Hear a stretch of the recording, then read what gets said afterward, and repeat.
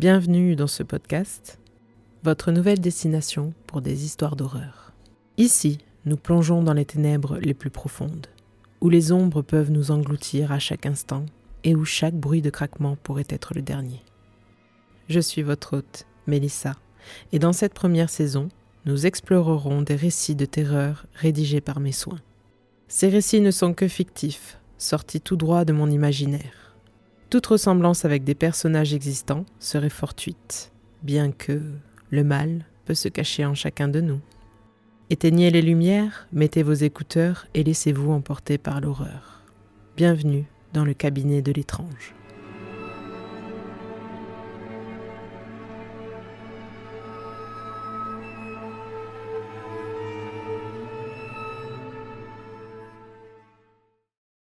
Épisode 8. Faustine venait d'emménager chez Sophie pour se rapprocher de l'école où elle allait commencer sa première année d'études. L'installation se faisait progressivement et l'ambiance semblait agréable, malgré la mise en garde de Sophie au sujet de l'ancienne colocataire qui avait disparu sans prévenir, laissant toutes ses affaires derrière elle. Sophie avait dû tout jeter seule, sans comprendre pourquoi cette fille était partie ainsi. Elle avait fait promettre à Faustine de ne jamais faire la même chose, sous peine de porter plainte. Faustine l'avait rassurée, elle ne ferait jamais cela.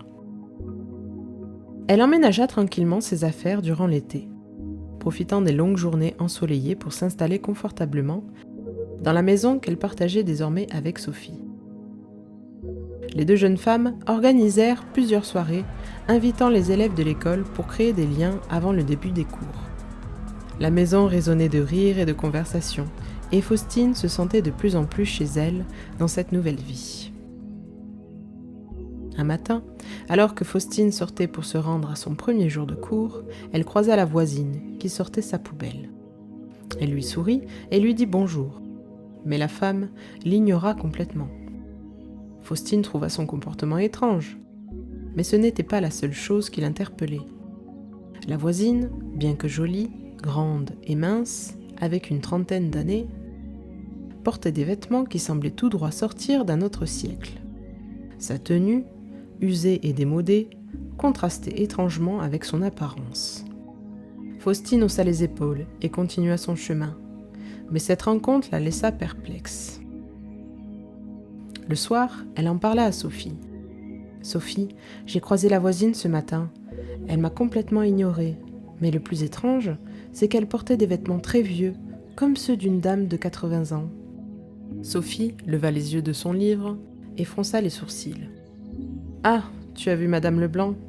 Oui, elle est un peu bizarre. Je l'ai remarqué aussi. Les propriétaires m'ont dit de ne pas la déranger.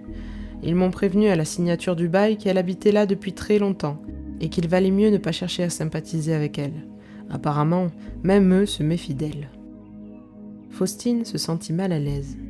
« Tu veux dire que tu ne lui as jamais parlé ? » ?»« Non, jamais. Et je te conseille de faire de même. Elle n'a jamais causé de problème, même avec toutes les fêtes qu'on a organisées. C'est mieux comme ça. » Les jours passèrent tranquillement pour Faustine, dans la maison qu'elle partageait avec Sophie. Mais quelque chose d'étrange se passa chez leur voisine. Chaque soir, alors que Faustine étudiait tard dans sa chambre, elle observait depuis sa fenêtre de jeunes femmes entrer chez Madame Leblanc. Mais jamais elle ne les revoyait sortir. Cela se répéta 3 ou 4 fois, suffisamment pour attirer son attention et semer le doute dans son esprit. Faustine décida finalement d'en parler à Sophie, espérant trouver une explication rationnelle. « Sophie, tu sais, j'ai remarqué quelque chose de vraiment étrange chez Madame Leblanc. Cela fait plusieurs fois que des jeunes femmes de notre âge, je pense, entrent chez elle mais ne ressortent jamais, » expliqua-t-elle un soir après les cours. Sophie, occupée à faire ses devoirs, leva les yeux avec un air d'agacement. « Tu te fais des idées. Ces jeunes femmes doivent juste partir quand tu ne les vois pas. Ce n'est sûrement rien de grave. »« Je ne sais pas, » répondit Faustine, persistante. « Ça me paraît vraiment bizarre. Pourquoi viendraient-elles chez elle si tard ?» Sophie soupira. « Peut-être que ce sont des aides-soignantes. Peut-être qu'elles l'aident à faire le ménage chez elles. On ne sait pas. Arrête de t'obséder avec ça, » répondit Sophie avec agacement. Faustine se sentit à moitié rassurée par la réponse de Sophie. Mais elle devait en avoir le cœur net. À cause des devoirs qui la maintenaient souvent éveillée tard dans la nuit, elle décida de veiller une nuit entière pour observer ce qui se passait réellement chez Madame Leblanc. Quelques jours plus tard, Faustine resta longtemps devant sa fenêtre, observant attentivement la maison de sa voisine, dans l'attente que la jeune femme entrée plus tôt dans la journée en ressorte. Les heures s'écoulèrent silencieusement dans la nuit, mais personne ne franchit la porte de la maison. Faustine commençait à se sentir de plus en plus nerveuse et intriguée. Soudain, alors qu'elle scrutait intensément la maison voisine, une vieille femme apparut à une fenêtre de l'étage supérieur. Son regard se fixa directement sur Faustine. Prise de panique, Faustine ferma brusquement les rideaux. Elle se recula précipitamment de la fenêtre, le cœur battant la chamade. Après quelques instants à reprendre son calme, elle décida qu'il était temps d'abandonner sa surveillance nocturne et de se retirer dans sa chambre. Les nuits suivantes, Faustine continua à observer discrètement la maison de Madame Leblanc, prenant soin de se cacher pour éviter d'être repérée. Malgré ses efforts, elle ne parvint jamais à voir les jeunes femmes ressortir de chez sa voisine. De plus, la vieille dame apparaissait toujours à la même fenêtre et à la même heure, fixant Faustine comme si elle pouvait la voir malgré l'obscurité. Inquiète, Faustine décida de nouveau d'en parler à Sophie, espérant la convaincre qu'il se passait quelque chose de réellement inquiétant juste à côté de chez elle. « Sophie, je te jure, il se passe vraiment quelque chose de bizarre chez Madame Leblanc. Je suis restée éveillée toute la nuit, plusieurs soirs, et je n'ai jamais vu les femmes ressortir de chez elles. De plus, il y a toujours cette vieille dame qui vient toujours à la même fenêtre, à la même heure, et qu'il semble savoir exactement où je me trouve, malgré le fait qu'elle ne puisse me voir. Est-ce que tu la connais ? Dit-elle un soir, essayant de contenir son anxiété. Sophie, visiblement agacée par la persistance de Faustine sur ce sujet, soupira profondément. « Quoi encore, Faustine ? Tu ne peux pas laisser tomber cette histoire ? C'est probablement sa mère ou une vieille parente. Arrête de te faire des films, sérieusement. On risque d'avoir des problèmes si tu continues comme ça. » Faustine fut surprise par la réaction de Sophie, mais décida de ne pas insister davantage pour éviter une dispute. Cependant, le lendemain, alors qu'elle préparait le dîner, ses yeux furent attirés par une photo diffusée à la télévision. C'était une jeune femme de 18 ans, disparue depuis 2 jours, et les autorités cherchaient des témoins susceptibles de l'avoir vue. Faustine saisissa la télécommande rapidement et monta le son pour écouter attentivement les détails de l'affaire. Elle reconnut immédiatement la jeune femme sur la photo. C'était celle qu'elle avait vue entrer chez Madame Leblanc il y a 2 jours. Faustine sortit précipitamment son téléphone et appela le numéro de la police. Elle devait informer les autorités de ce qu'elle savait. Elle était désormais convaincue qu'il se passait quelque chose de terrible chez sa voisine. Et elle devait agir vite pour aider la jeune femme disparue. Quelques heures après avoir appelé la police, Faustine observa depuis sa chambre l'arrivée des agents. 2 policiers se dirigèrent vers la maison de Madame Leblanc et entrèrent après avoir frappé à la porte. Faustine les vit rester à l'intérieur pendant quelques minutes avant de ressortir, saluant poliment la voisine. Intriguée, Faustine descendit rapidement pour les intercepter avant qu'ils ne repartent. « Est-ce que vous avez retrouvé la fille ?» demanda-t-elle, l'angoisse perceptible dans sa voix. Les agents la regardèrent avec des expressions étonnées. « C'est vous qui avez appelé ?» Faustine acquiesça, nerveuse. L'agent, visiblement irrité, lança. « Ouais, vous ferez mieux de dormir la nuit plutôt que d'espionner votre voisine et de faire perdre du temps à la police avec des fausses accusations. » Ils retournèrent ensuite à leur voiture, laissant Faustine abasourdie et perplexe. Comment pouvait-il savoir qu'elle espionnait Madame Leblanc, alors qu'elle avait spécifiquement dit au téléphone qu'elle avait vu la jeune femme en sortant les poubelles pour rendre son histoire plus crédible ? Elle resta figée sur le trottoir. La police avait clairement été mise au courant de ses activités nocturnes, mais par qui ? Madame Leblanc ? La vieille femme étrange à la fenêtre ? Faustine se retourna lentement vers la maison de sa voisine. À la fenêtre, la vieille dame la fixait, un sourire glaçant aux lèvres. Un frisson parcourut Faustine, et elle rentra précipitamment chez elle. Dans sa chambre, Faustine prit une décision radicale. Elle devait découvrir par elle-même ce qui se passait dans la maison de Madame Leblanc et retrouver les femmes disparues. Elle ne pouvait compter sur personne d'autre qu'elle-même. Le lendemain, Faustine avait décidé de se faire porter absente de l'école et d'observer la maison de Madame Leblanc toute la journée pendant plusieurs jours. Elle patienta, observant chaque mouvement, chaque détail, jusqu'au jour où elle la vit quitter la maison. C'était sa chance. Elle se rendit rapidement chez elle, et après s'être assurée que personne ne la voyait, cassa un carreau pour entrer. Lorsqu'elle atterrit sur le plancher, une odeur nauséabonde l'assaillit immédiatement. L'intérieur de la maison était un véritable capharnaüm. Il y avait des objets éparpillés partout, et il était évident que personne n'avait fait le ménage depuis des années. Faustine explora les lieux avec précaution. Lorsqu'elle atteignit la cuisine, elle découvrit une scène d'horreur inimaginable. Les murs, le mobilier, chaque surface était recouvert de sang. Des couteaux étaient posés un peu partout, et à côté d'eux, des morceaux de viande, se dit d'abord Faustine. Mais lorsqu'elle regarda de plus près, elle réalisa avec horreur que c'était en réalité des parties de membres humains. Elle tourna la tête à la vue de ces atrocités, mais son regard se posa sur l'évier, et son sang se glaça. Elle découvrit, flottant dans cet évier rempli à ras-bord de sang, des têtes décapitées. Les têtes des jeunes femmes qu'elle avait vues entrer ces derniers jours. La nausée la prit immédiatement. Elle se mit à vomir devant cette scène macabre, le choc et l'horreur la submergeant totalement. Elle ne s'attendait pas à découvrir quelque chose d'aussi atroce. Faustine savait qu'elle devait sortir rapidement, mais lorsqu'elle se retourna, la vieille dame de la fenêtre se tenait juste devant elle. Elle lui attrapa rapidement le bras et le serra fermement. Faustine sentit une vive brûlure au contact de sa main, une douleur atroce qui lui arracha un cri de supplication. « Je vous en supplie, lâchez-moi, je ne dirai rien, je vous le promets !» implora Faustine, les larmes coulant sur ses joues. La vieille dame sourit, un sourire glacial et sadique, puis finit par la lâcher. Faustine n'attendit pas une seconde de plus. Elle sortit en courant de la maison, affolée, le cœur battant à tout rompre. Alors que Faustine regagnait précipitamment sa maison, elle fut interceptée par la police, alertée par le voisinage qui avait signalé une jeune femme brisant une vitre et s'introduisant chez Madame Leblanc. Les agents la plaquèrent contre le mur, menottes au poignet. « Attendez, vous ne comprenez pas, vous devez m'écouter. Il y a des femmes disparues dans cette maison. Elle les a décapitées !» s'écria Faustine, le désespoir dans la voix. L'un des agents, dubitatif, lui demanda de s'expliquer. Faustine raconta tout. Les jeunes femmes entrant chez la voisine, sans jamais en ressortir, et la scène d'horreur qu'elle venait de découvrir dans la cuisine.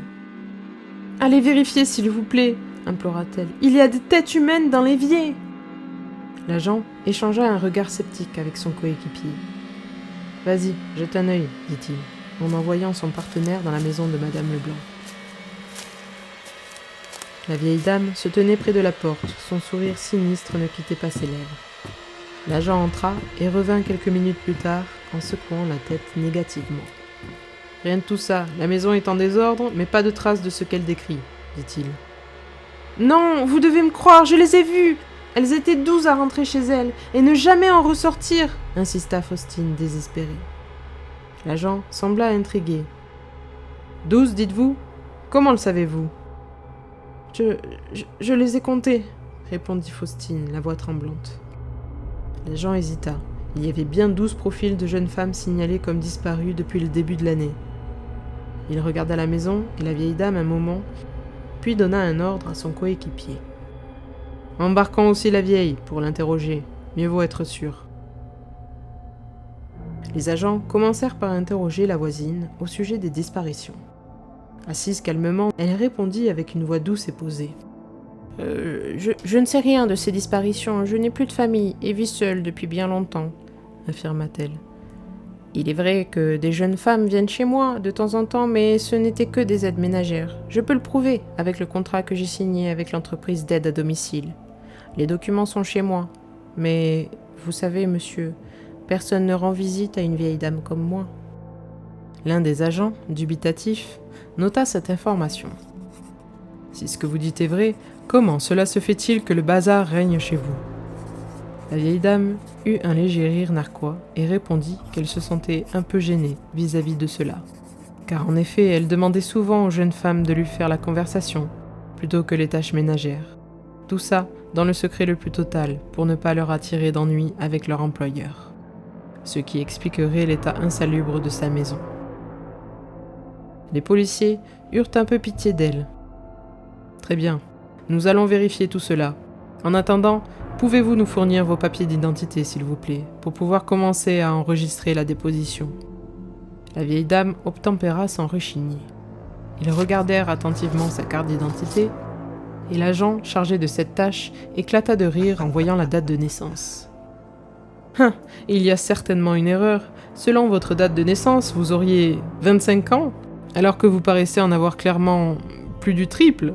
La nature ne vous a pas gâté, dis donc, plaisanta-t-il. » La vieille dame sourit étrangement et répondit d'une voix basse, presque inaudible. « Oui, sans doute. » L'agent n'y prêta pas plus attention et continua son travail. Les policiers, après avoir interrogé la vieille dame, ramenèrent Faustine dans la salle d'interrogatoire. Assise, épuisée nerveusement, Faustine raconta tout ce qu'elle avait vu.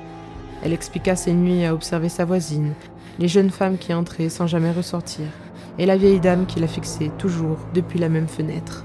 « Je sais que ça paraît fou, mais je vous assure que je dis la vérité. Interrogez l'autre jeune femme qui habite avec la vieille dame, implora-t-elle.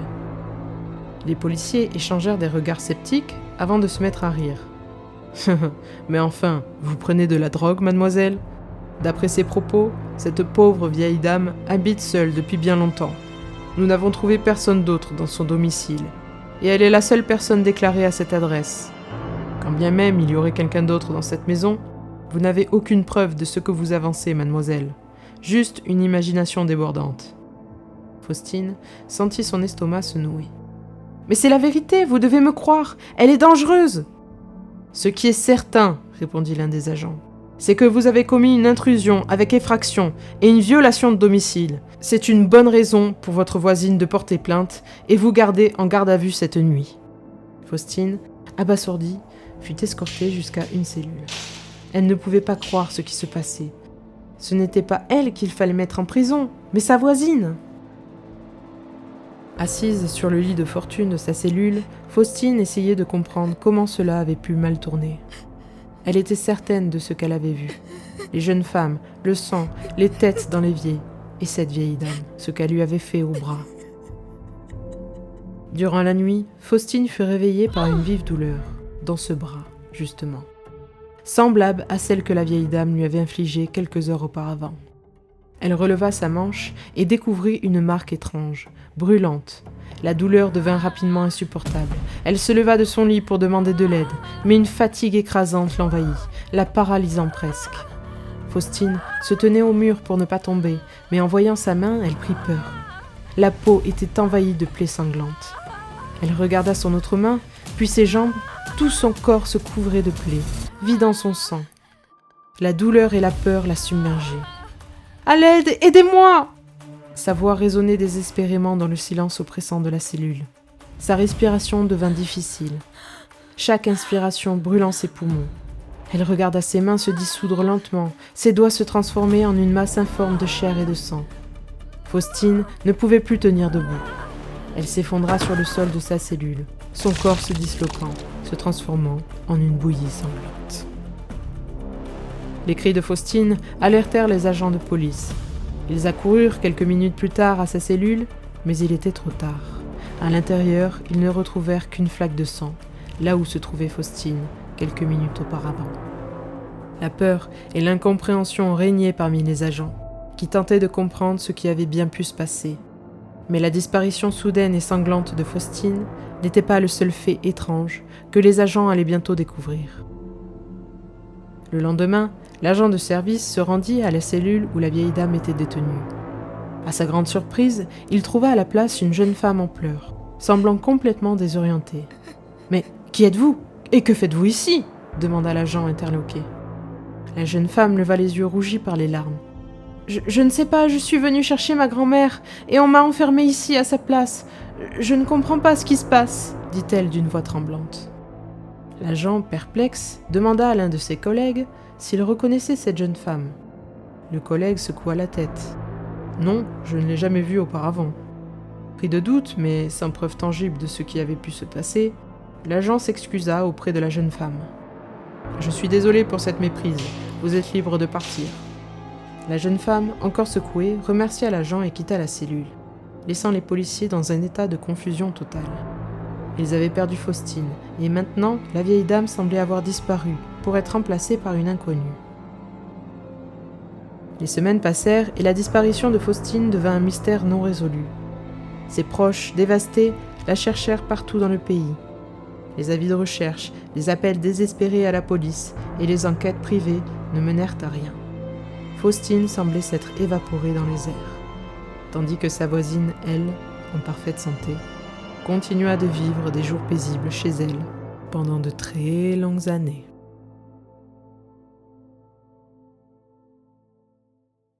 Un grand merci à tous d'avoir écouté cet épisode.